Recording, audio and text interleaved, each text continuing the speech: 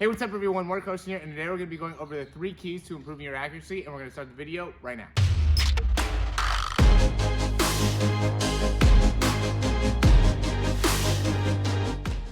Okay, so this is obviously important for all quarterbacks to be able to understand, and really I want to go into some of the concepts that go into accuracy. I don't want to go too specific into drills, but just really some things that will really be able to help you out in understanding what really creates a accurate quarterback and making sure that you're able to stay within those frameworks. As always, if you like the information, go ahead and click that thumbs up down below. Subscribe to the channel if you haven't already, and have any questions, comments, recommendations, you can leave those down below. And make sure you stay to the end of the video, as we have a new giveaway that we're doing for these next couple of weeks, and so we want to make sure that you're able to participate in that. We're going to hop in the video right now. So the first key that goes into accuracy is going to be overall balance. So the most common reason that a quarterback is going to lose accuracy is because they don't actually understand how to balance and maintain balance during the throw. And there's a few reasons why that happens. So the first reason is going to be as you're coming through the throw, losing your position of your head, right? So as I'm coming through, if my head comes off to the side here, or I'm too far inside here, whatever the case may be, even if I'm too forward with my head, that's all going to throw off my balance, make it so I'm either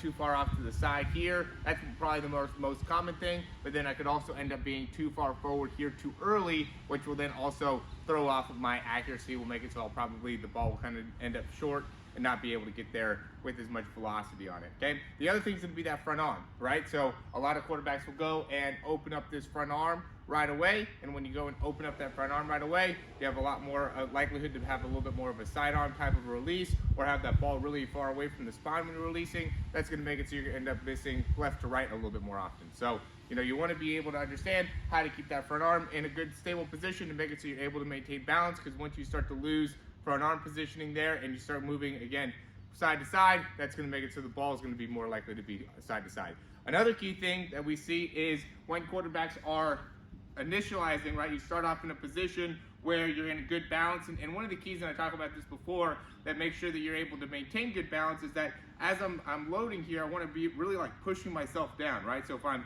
here, I'm just kind of relaxed and not pushing myself into the ground, don't have much ground force connection, then my core is not turned on and I'm really kind of upright, I'm almost falling back. But if I have my knees slightly bent and I'm pushing down in the ground, that really engages my core, engages my quads a little bit, and then I want to maintain that position. So what happens is that as quarterbacks are coming through, they'll end up leaning back here, right? So you're here and then you end up kind of getting in this position. Now, once I'm leaning back, I'm off balance, right? And so once I'm off balance, and I end up having to kind of come off to the side, or my throw will end up having a wide variety of different things that it could happen. But the reason that it ends up being a problem with accuracy is because of the inability to maintain good balance during the throw. I'm going to give a couple examples of what that looks like right now.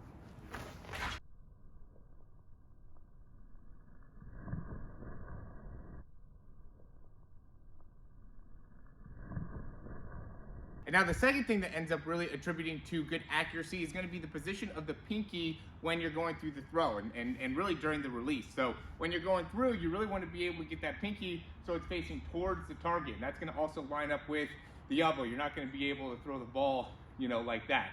It's going to end up making it so the elbow is going through, which is obviously an important thing, but I like to say pinky more because it's much more common to see the pinky off to the side or the pinky up and getting yourself into more of these types of positions, which is really going to affect the overall accuracy. It's going to make it so you end up, if you're a righty, you're going to throw more right? So if I'm here and the nose of the football is facing off to the side, as I'm releasing, I'm going to have a tendency to miss to the right. If I'm a lefty, it's going to be the opposite. You're going to end up missing more to the left. So I always tell quarterbacks, almost continue to get your pinky all the way through, because it's so common that you almost want to feel like you're throwing it to the left, right, of the person, because I see so many guys that are missing to the right because their pinky's not getting all the way through, where if you can get that pinky all the way facing forward, or even like you're facing it to the left, then it'll be a lot easier to get that hand all the way through and make it so you're able to get in a position where your wrist is at a neutral spot, which is going to be critical in making it so you can be consistently accurate. The last thing is just going to be releasing the ball too early. So that's going to be more common on a deeper throw where you have the front shoulder facing up as you're going through. And what will happen is that because you have that front shoulder up and you're trying to release the ball with more of an upward trajectory, the ball will come out of your hand sooner, which will make it so then your release will end up pushing the ball up. And now if you're a righty, you're going to end up probably missing the ball more to the right if you're throwing it to the right. And then if you're throwing it to the left, you're still going to end up missing it to the right.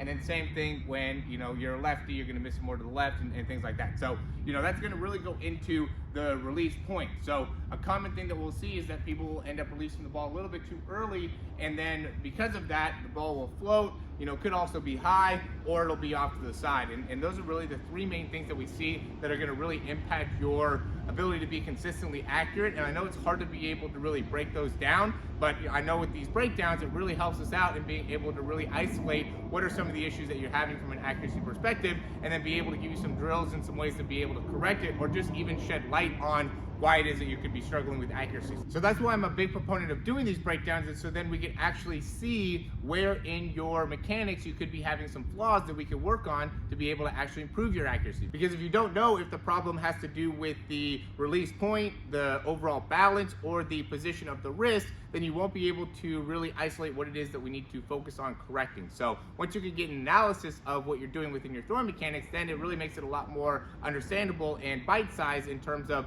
what it is that we could do to make the biggest improvements and be able to do that in the most amount of time. So highly recommend you guys checking that out. You can check that out in the description. We do have a few different offers that we do with that. There's a one-time grade offer, which is going to be a 4-week program that's just going to be really all about the breakdowns. There'll be a few different exercises and workouts that you can do for 4 weeks, but it's going to put a big focus on being able to send in consistent breakdowns over the course of 4 weeks. We also have a custom programming. That's going to be a 1-month option as well, but it's going to be customized to whatever gym equipment that you have. So if you have more bands or weights or kettlebells or a barbell, then we will be able to create a program that could be utilized with all that gym equipment. You still get unlimited breakdowns with that. It's going to be a little bit more of a long-term perspective on that, so it could be 3 months, 6 months, whatever, and it's going to be constantly tailored toward what it is that you're going to be working on. That's probably the thing that I recommend the most, is to do the custom programming, just because we have a lot more interaction that way, because it's always changing and revolving around what it is that you are doing and some of the actual parts of your mechanics that we're trying to work on.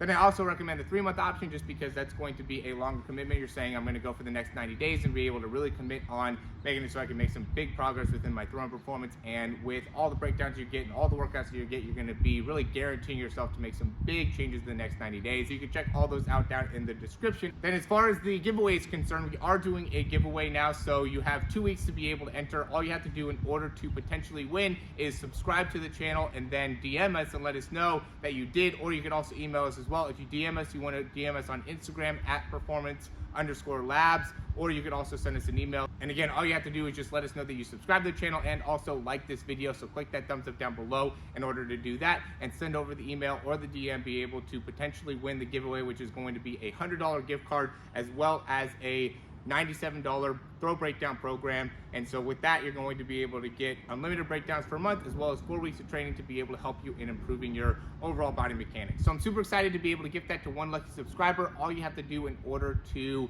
potentially win is, again, just send us a screenshot that you have subscribed and liked the video to our email or to our Instagram. So as always, guys, thanks for watching the video, and we will talk to you soon.